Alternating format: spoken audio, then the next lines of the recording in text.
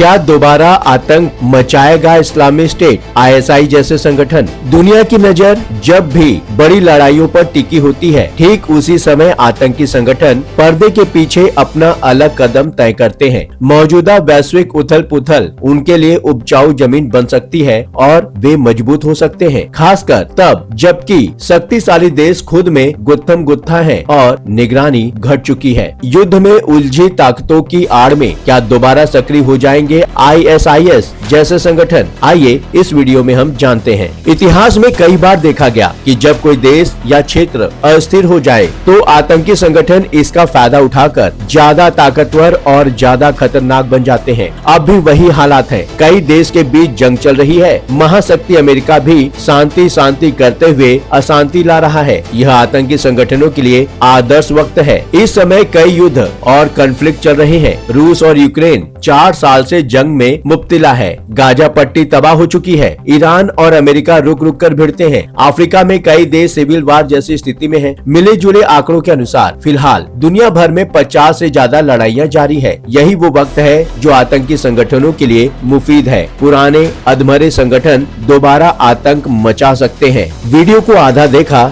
तो बात अधूरी रह जाएगी। हम ये वीडियो आपके लिए बनाते हैं। वीडियो में अंत तक बने रहिए। राजनीति, समाज, देश और जनता से जुड़े हर अहम मुद्दे की सच्ची बात के लिए न्यूज किक को सब्सक्राइब करें। नमस्कार, मैं हूं आपके साथ सुशील पांडे। 90 के दशक की शुरुआत में जब रूस की सेना अफगानिस्तान से निकली तो देश में कोई मजबूत सरकार नहीं बची। अलग अलग मुजाहिदीन गुट आपस में लड़ने लगे। राजधानी काबुल तक सुरक्षित नहीं थी। आम लोगों की सुरक्षा, सीमाओं की निगरानी और विदेशी गतिविधियों पर नजर रखने वाला कोई मजबूत तंत्र मौजूद नहीं था। इसी सत्ता के खालीपन और अराजकता के माहौल में तालिबान उभरा। उसने धीरे धीरे देश के बड़े हिस्से पर कब्जा किया। तालिबान का शासन अंतर्राष्ट्रीय नियमों से कटा हुआ था और उसने विदेशी आतंकी संगठनों को शरण देना शुरू किया। इसी दौरान अल कायदा को अफगानिस्तान में सुरक्षित ठिकाने मिले। अफगानिस्तान की पहाड़ी और भौगोलिक स्थिति ने अल कायदा के लिए काम और आसान कर दिया। वहाँ उसने खुले तौर पर ट्रेनिंग कैंप बनाए, लड़ाकों को तैयार किया, विदेशों से फंड इकट्ठा किया और दुनिया के अलग अलग हिस्सों में अपना नेटवर्क खड़ा करने लगा।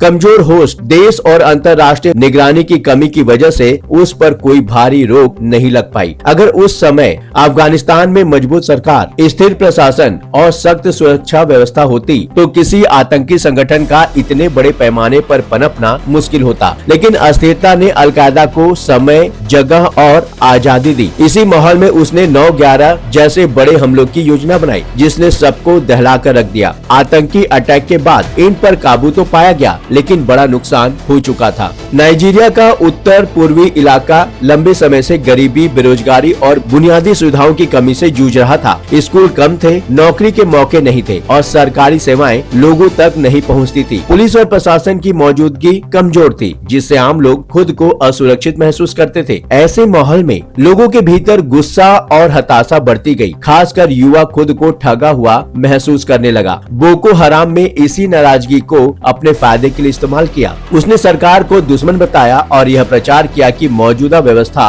लोगों के लिए कुछ नहीं कर रही है। बोको हराम ने गाँव और स्कूलों पर हमले शुरू किए ताकि डर का माहौल बनाया जा सके। स्कूलों को निशाना बनाकर उसने शिक्षा को ही खतरे के रूप में पेश किया। कई जगह बच्चों और युवाओं को जबरन या लालच देकर संगठन में शामिल किया गया। कमजोर प्रशासन की वजह से सरकार इन इलाकों में समय पर सख्त कार्रवाई नहीं कर पाई। धीरे धीरे बोको हराम ने अपने प्रभाव क्षेत्र को बढ़ाया और नाइजीरिया की सीमाओं से बाहर निकलकर इसका असर चाड, नाइजर और कैमरून जैसे पड़ोसी देशों तक फैल गया। इससे पूरा इलाका लंबे समय तक अस्थिर रहा। अब क्या हो रहा है, सबसे ज्यादा जानना ये जरूरी है। अस्थिरता के बीच कुछ पुराने आतंकी संगठनों के फिर सक्रिय होने का संकेत दिखाई दे रहा है। इसमें आईएसआईएस यानी कि इस्लामिक स्टेट का नाम बार बार आ रहा है। यह वही समूह है जिसने साल 2010 के दशक में ईरान और सीरिया में अपना जाल फैलाया था। युवाओं का ब्रेन वॉश होने लगा और दुनिया के कई देशों से पढ़े लिखे लोग मकसद के नाम पर आतंक का हिस्सा बनने लगे। साल 2016 से अगले साल भर में अमेरिका और मित्र देशों ने ईरान और सीरिया से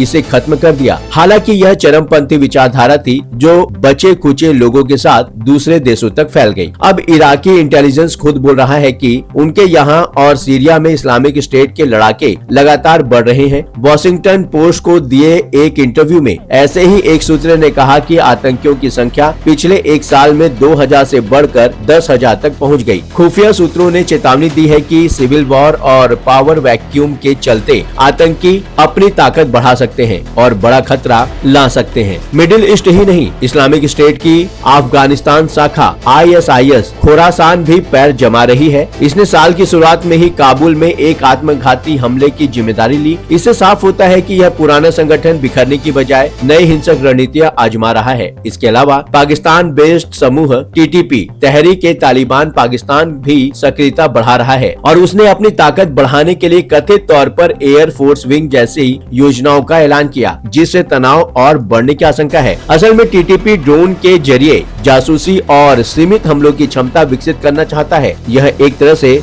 आतंकवाद में तकनीक का नया इस्तेमाल होगा। जाते जाते एक छोटी सी गुजारिश आप सभी से, आप हमारे चैनल को सब्सक्राइब करें ताकि आपका हमारा रिश्ता और थोड़ा मजबूत हो जाए। फिलहाल इस विषय को लेकर आप क्या सोचते हैं? जो भी सोच रहे हैं कमेंट सेक्शन में जरूर लिखिए और नोटिफिकेशन के लिए बेल आइकन को दबाना बिल्कुल ना भूलें। लगातार खबरों के लिए बने रहिए न्यूज़ किक के साथ।